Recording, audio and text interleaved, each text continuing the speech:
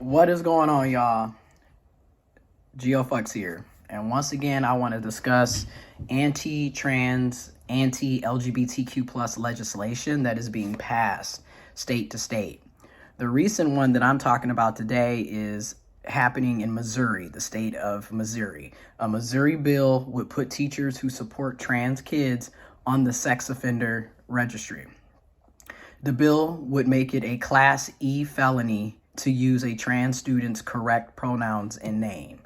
And this is what we mean by transphobia. Transphobia is literally the hatred of trans people, the dislike of trans people, discriminating and harassing trans people, denying trans people of basic rights and freedoms, denying us the same opportunities that are given to cisgendered people. Okay, this is on them.us website, and we're going to get into it, and I'm going to talk a little more about it as well. So a new bill filed in Missouri House. Okay, this is at the state level. Okay, the state level, Missouri House, would place educators who support a trans youth social transition on the state sex offender registry. It appears to be the first anti-trans bill that would make it a sex crime to affirm a young person's gender. House Bill 2885 in Missouri was introduced on February 29th by Republican Representative Jamie Gregg, who has previously expressed strong anti-LGBTQ plus and anti-abortion stances, as the Los Angeles Blade notes. This legislation would make it a Class E felony for teachers or school counselors to provide students with support around social transition, regardless of whether the support is material, information, or other resources.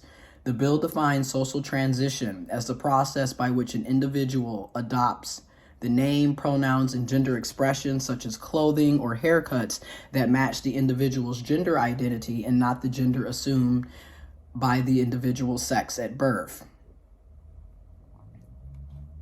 So again, they don't want they kept trying to make it seem like it was about protecting the children, when in reality, they don't want trans people to exist. They don't want us to have rights. They don't want us to exist. They don't want us to live. They don't want us to thrive. They don't want us to have freedoms and justice and rights. How is a teacher respecting a student by calling them their preferred name or their pronouns? How is that being a sex offender? And notice how they're constantly trying to criminalize LGBTQ plus people.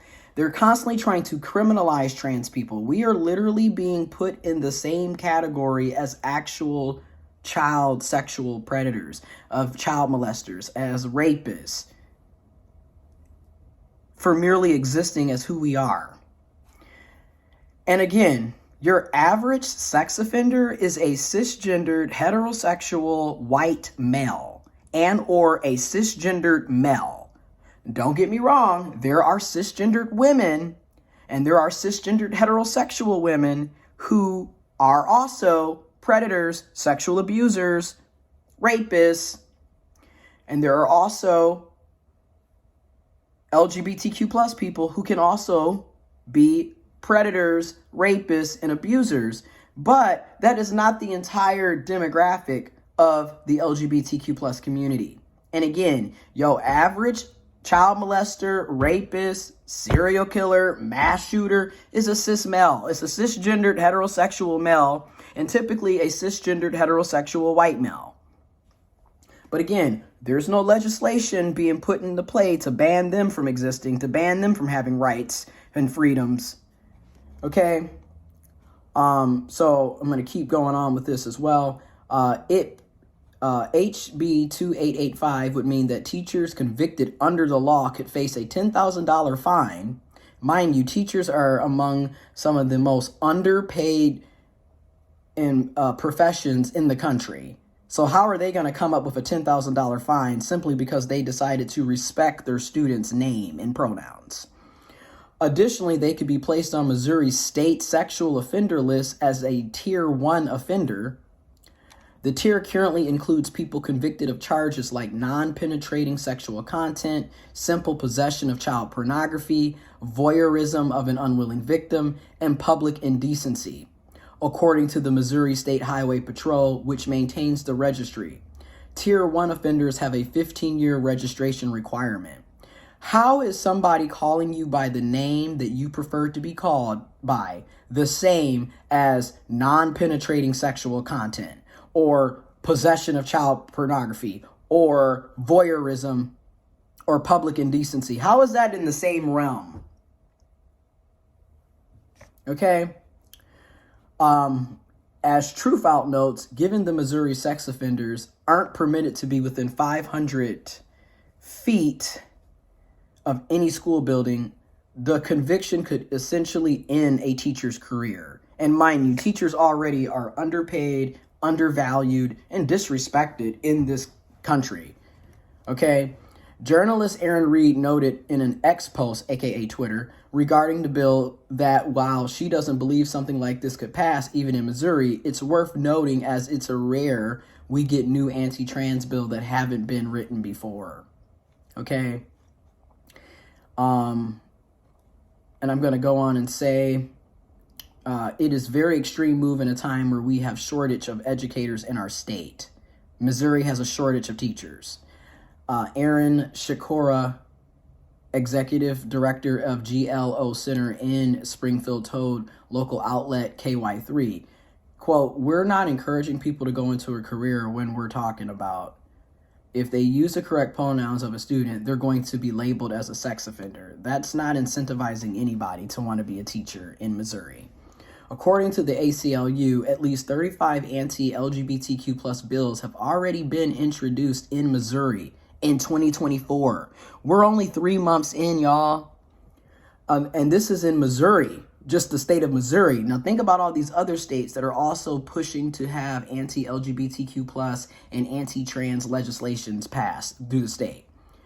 Another proposed bill, HB 1650, would make it a felony for drag performers to perform anywhere accessible by a minor, effectively criminalizing drag in the state.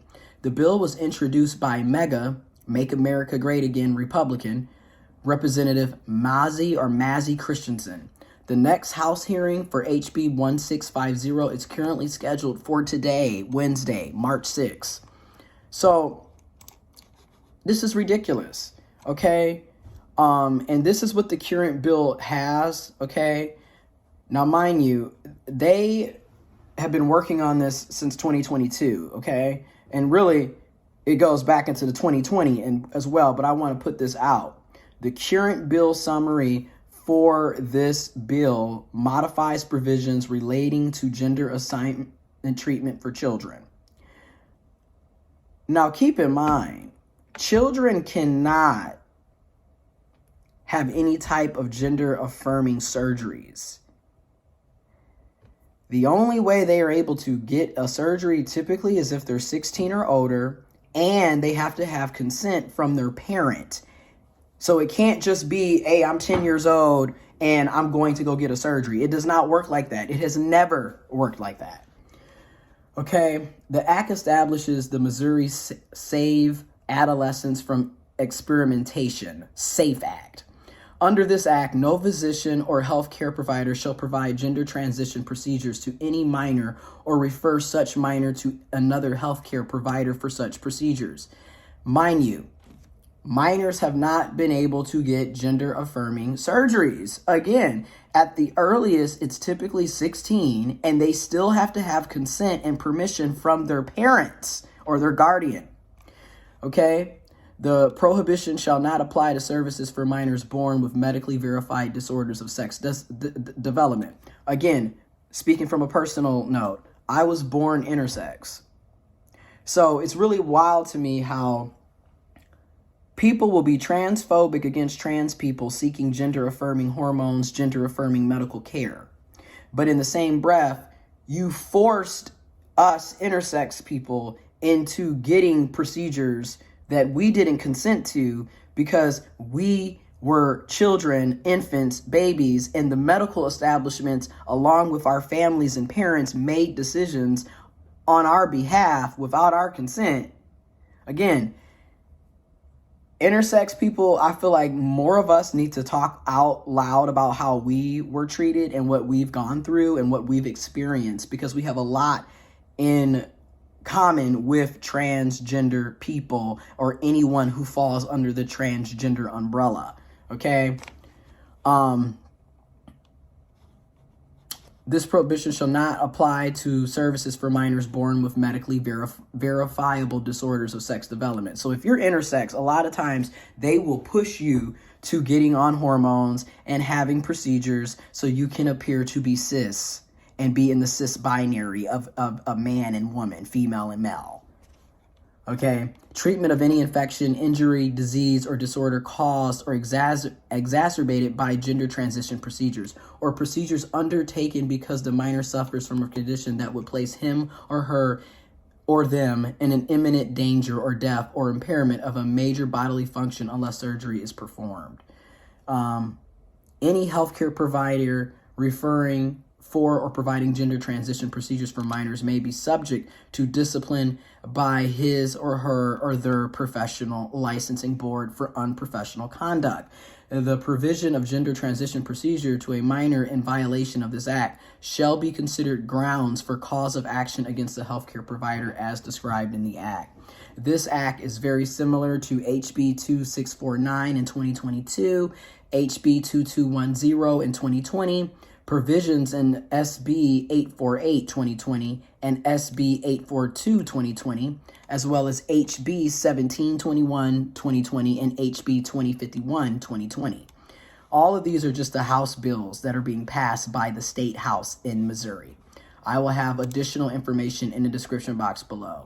But I'm going to continue to talk about these things because people literally want to sit up here and play in our face, make it seem like, oh, we're just trying to protect the children. Meanwhile, you're also taking away rights and freedoms from consenting adults, including trans adults. And then keep in mind, many of us who are trans adults were trans kids. Intersex kids become intersex adults. Okay, so it's just really wild how it's okay for the cis person to be a cis as a child and continue to live their life as a cis person as an adult. It's okay for the heterosexual to be heterosexual as a child and continue to be heterosexual as an adult. But a trans kid can't be a trans adult. A gay kid can't be a gay adult. And you want to talk about who's pushing an agenda. Okay, again, more information about what's going on in Missouri as well as other anti-LGBTQ plus and anti-trans legislation that's being passed state to state will be in the description box below. But I'm going to go on and say it. It's an election season. It is a presidential election year. Typically, we have elections every 2 to 4 years. Okay? And you got to keep in mind, your local elections and your state elections are very important, and they arguably impact your life far more than who's elected president. So if you claim to be an LGBTQ plus ally, if you claim to care about LGBTQ plus people, if you care about trans people, you need to be voting locally and state as well as federally for people who are going to protect LGBTQ plus people, who are going to protect trans people. And this is not just LGBTQ plus and trans people. This is also being geared at women. Again, abortion access, reproductive health access, contraceptives, my body, my choice. They are going after all of us. They are stripping us all of our rights and freedoms. People need to wake up and realize this is serious and this has been ongoing. This is nothing new. We have to continue to fight for justice, freedoms, rights, equity, equality, resources. We have to fight for the right to the liberty and to pursuit of happiness for all people. Not just cisgendered heterosexuals, not just cis men, not just white people, not just people who are able-bodied, not just for people who have money, who are considered rich or wealthy, but for all people. Information is in the description box below.